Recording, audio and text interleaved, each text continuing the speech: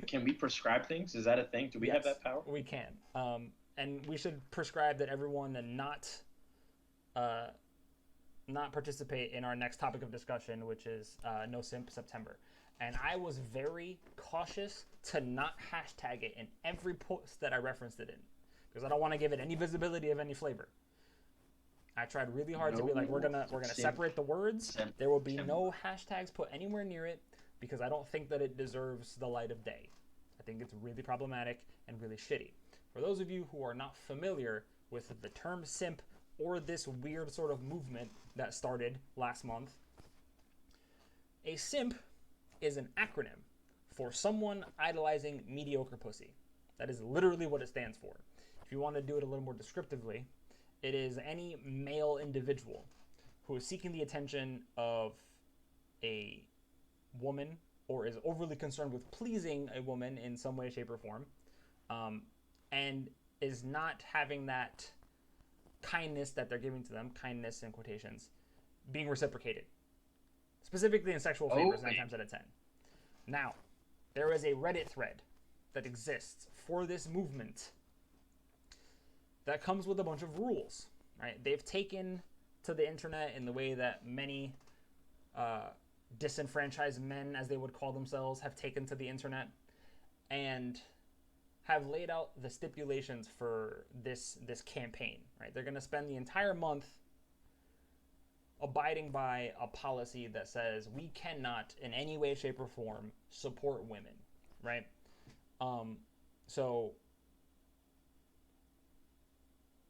forgetting the fact that there's like almost 3,000 people on this forum, which I mean doesn't seem like a lot in the grand scheme of things, but it's a pretty sizable group.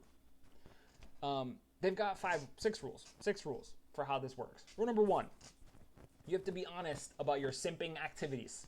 You basically have to walk into the Reddit thread and say, "Hi, my name is so so, and I am a simp." Right? Like it's a fucking AA So and meeting. so. Yeah, like it's exactly what it sounds like. Rule number two is Involves you steps. cannot, for the entire month of September, donate any money to a quote unquote booby streamer, which was in fact a search term that I used in vivo for my thesis. So get fucked. Any booby streamers, any TikTok dancers. It's sad that I had to use that as a search term. It really is.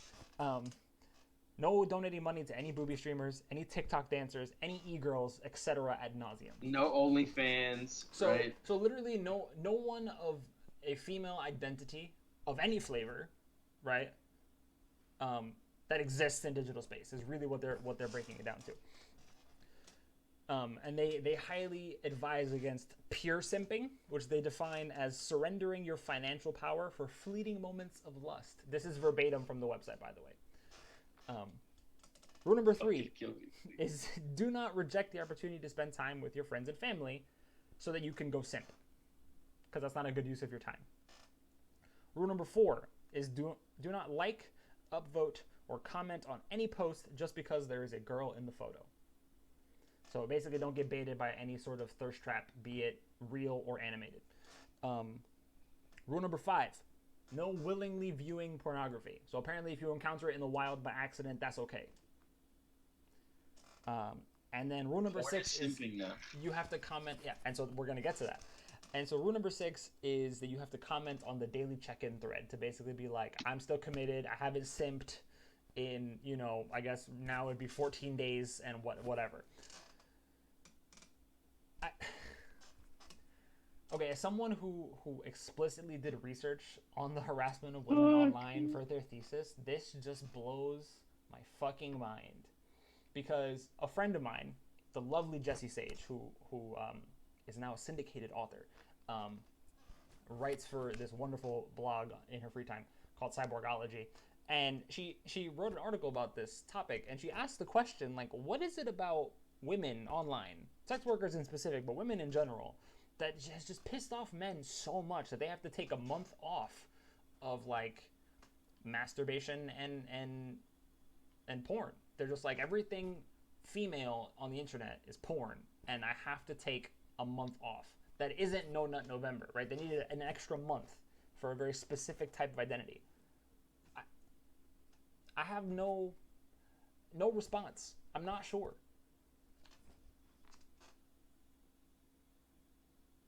I think there's a level of dumb fuckery here that just makes this honestly hilarious to me because it's so fucking stupid. And yet at the same time, like when I like take my Chad hat off, as I might be called in these circles, and put my fucking like sociology hat on, this shit is dangerous. This shit is fucking dangerous. And it's dangerous because I think it plays up like the same idea. Kindness, like basic human decency, should bequeath onto me pussy, Mm-hmm. right? And so the pursuit of someone who is not meeting that energy, who's not satiating that need, is, like, that pursuit is now called simping, um, which, like, harkens back to like the whole friend zone dilemma. But I think it adds like sort of like claiming that you've been stuck in the friend zone, as opposed to like that you're simping. Like the agent there is different, which is I think the one separation, right? When you're caught in the friend zone, you're the object of someone's like agentic rejection. When you're simping, you're the agent, right? You're the one in like pursuit of this person. And yet the while we chide the simp, the malignant, the maligned agent here is still the woman who doesn't like spread her legs by being met with like basic human fucking kindness. Um, I think the danger here, and this harkens back um, to an earlier episode, is like when we carry some of these ideas to their nth degree, right? It's not simply entitlement; it's the collateral consequences of when that entitlement isn't met, right? And I think we're seeing a cohort of young men who've like bought into a masculinist ideology that suggests that they're like a fucking endangered species, that feminism is run amok, that their rightful like superordinate place has been threatened, and that like disruption in the natural order of things is what begets this like malignant fucking simping. Um, and so, like, there's no way you don't, at least for me, there's no way you don't read shit like this and you don't tie it intimately to like the men's rights movement, the men going their own way bullshit, the incels. Like simp energy is incel energy. And so we've seen countless examples of how dangerous these individuals are, Mm-hmm. you know, and so I think you read these fucking dumb rules, um, and it's easy to dismiss as ridiculous. Um, but what it's when you peel away the layers and you see what it suggests about gendered relations, shit is dangerous and it's scary to me. And what's interesting actually is they even explicitly say like we don't want to go the way of the Reddit forum for incels, right? They're like that was not good what happened to that group and how it ended up being sort of like portrayed and understood.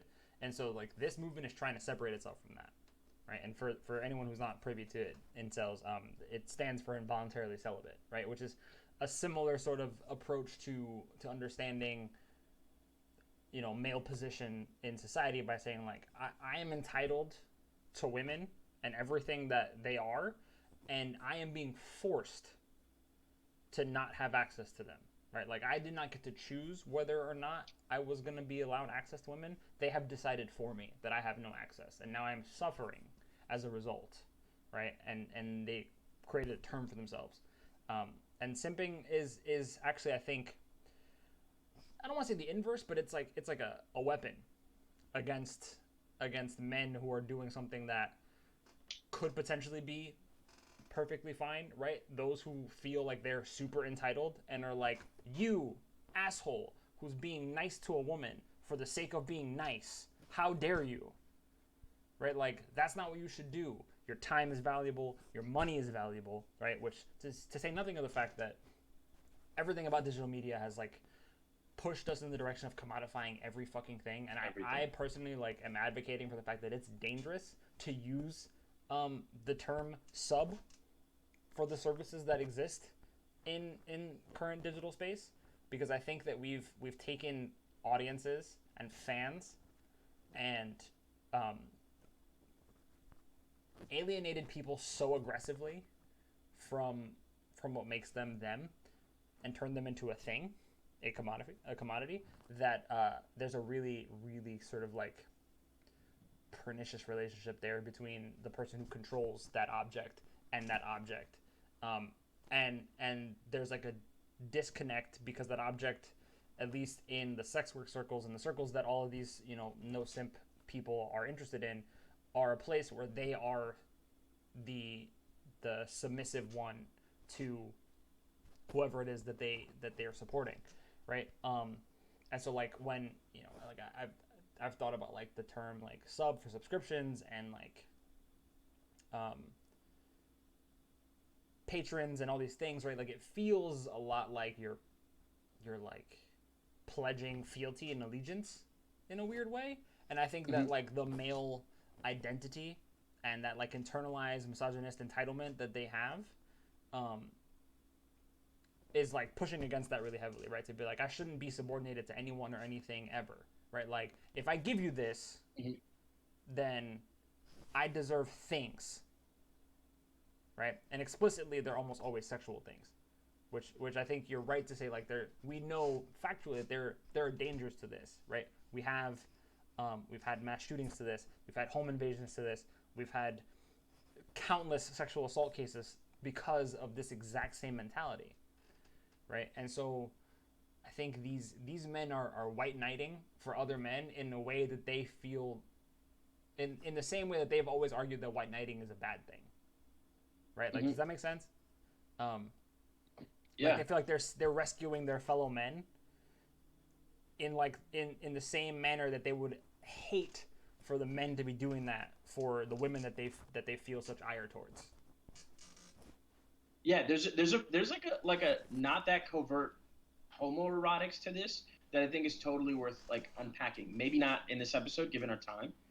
Um, but there's totally something there, and I also wonder too if there's like a generational piece here, right? Like we're talking about young men who generally for whom like this is ubiquitous piece of technology, right?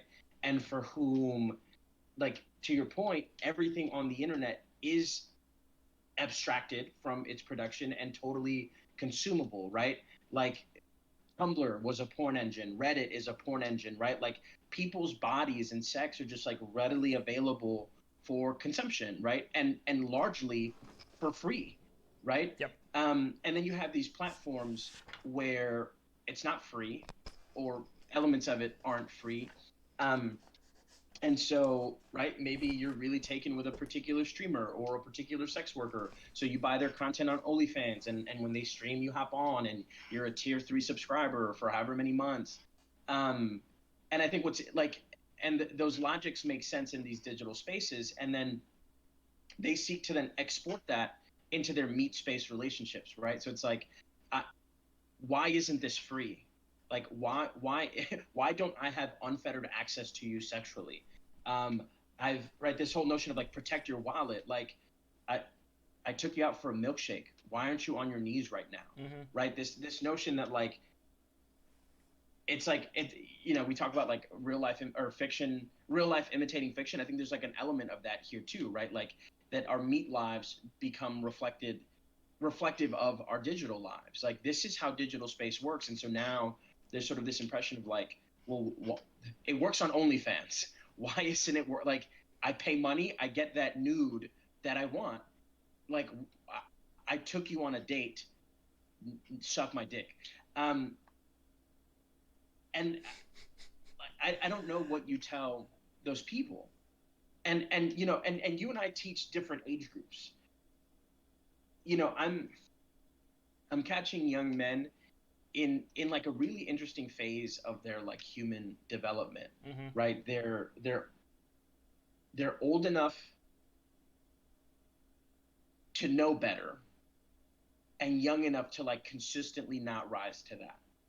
And it's interesting, they're like, I see all of like the masculinist posturing and the bullshit, that you like, and I call it bullshit because I know it's bullshit now, but I totally know that I was complicit at 16 for sure, right? Like, what's more fragile than masculinity? Literally nothing.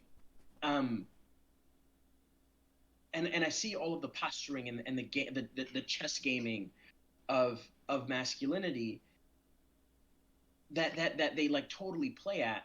And what sucks is that like simping has like, as it's been memeified and as it's entered the lexicon, they're in a place where all of their relationships are purely transactional, Mm-hmm. right? Like all of their relationships, and here I'm thinking of like hetero cis boys, um, and hetero cis girls at the institution I work at. Like, they, there's no actual flirting. There's no like profound human interaction. Everything's like, it's transactional via Snapchat, and then they meet up in meet space to like have those terms, you know, be honored and gratified. Um, and so when somebody like, whenever one of them like unplugs from the fucking matrix and is like, wow, no, like, really like her. She's awesome. She's fucking wicked smart. I've got her in 3 classes. She's great at soccer. Like, I think I kind of want to date her. To me, that's like a perfectly normal set of conclusions. I'm really taken with this human being. I want, I would like for this relationship to like grow and have a different level of commitment. And that desire is simping. Right? Like Yep. you can't art like, you are a simp. And their boys are quick to police that. They're like, bro, stop fucking simping. Like, she's not worth. And I work at a residential high school, right? At a boarding school. What do you do?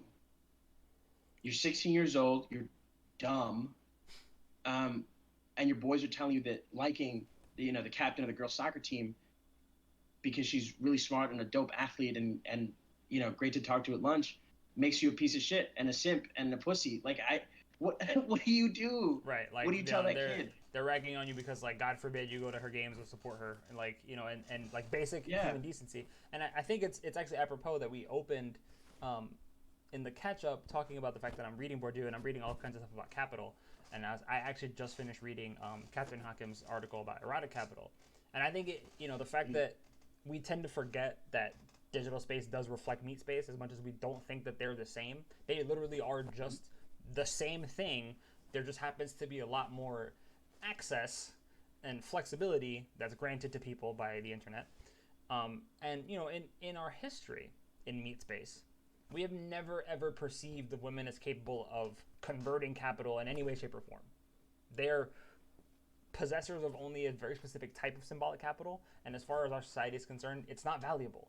Right? Their symbolic capital is in the fact that they are sexual beings that are interesting to men, but in a heteronormative capitalist society like ours, are predicated on being dominated, right? And so when you pay for them, our fucking like ape brains, because of how conditioned we are to function in the society, are just like, I gave you money, I own you now. Period. Flat end of story. Because we haven't been able to evolve to a level where we're like, well, wait a minute.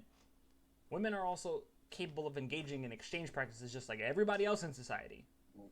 And in fact, there is value that can be converted from that attraction, that appeal that has been, foisted upon them historically for so long.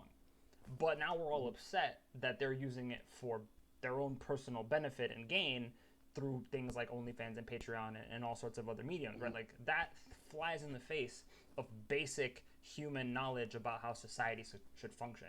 And so you see it translated in these really like minute interactions between teenagers where they're thinking the same way. It's just not as overt. They're just like, why would you take her out to dinner or do anything and not get something in return? Why would you ever engage in a practice that doesn't warrant reciprocation where you are the sole beneficiary? Isn't always transactional. Yeah. Yeah. Because it is what they understand society to be, right? That is just like a core value that exists in this world, which is really complicated and difficult for people to sort of like unlearn, right? They don't want to see or understand women as agentic beings, right? God forbid, right? Yeah, Yeah. which holy shit, like we've really gone off the deep end by ever even suggesting that's a possibility. And Hmm. the content creation industry has really like sort of flipped that on its head by saying like everybody can profit off of their Hmm. persona and who they are. But whenever it comes to women, right, the term booby streamer is emblematic of the fact that we just assume that the only profit that a woman could ever garner has to do with the sexualization of her body. That she can't be Yeah. funny or entertaining or interesting or skilled or any of that stuff, right? And if she's going to be Hmm. one of those things that isn't sexual, then she eventually has to figure out how to play up that sexual thing because it's not Yeah. going to last. Yeah. One of that makes me think of my disc, this chapter that I'm working on now, Mothman. I think you and I've spoken about this before. Maybe not in a while because I'm just not coming back to it. But when I got to my research site, which we're calling Mid Atlantic Friends, Mm-hmm. um, you know, one of the first things I kept hearing two stories that were irreconcilable. On one end, there was one story that suggested that the black boys on this varsity basketball team at the school were these like rapacious, predacious dogs who did nothing but fucking chuck, nothing, right? And that they were basically like not quite assaulting people, right? Like not breaking legal boundaries, but just like being scummy dirtbags and objectifying women and treating them Mm-hmm. like a 12-year-old treats a sock. That was one story. The other story was that no, it's the white girls that they hook up with that are predacious, that harp on them, that have these fetishized racist tropes in their brain that really are like in pursuit of these boys because they want to satisfy the like big dick mandingo fantasy that's been denied to them by their like alabaster white vanilla suburban upbringing. Mm-hmm. And I'm sitting here thinking like these two things are irreconcilable, right? Like these two stories can't be true at the same time. And of course, right, like I had to dig, I had to find out like what's going on.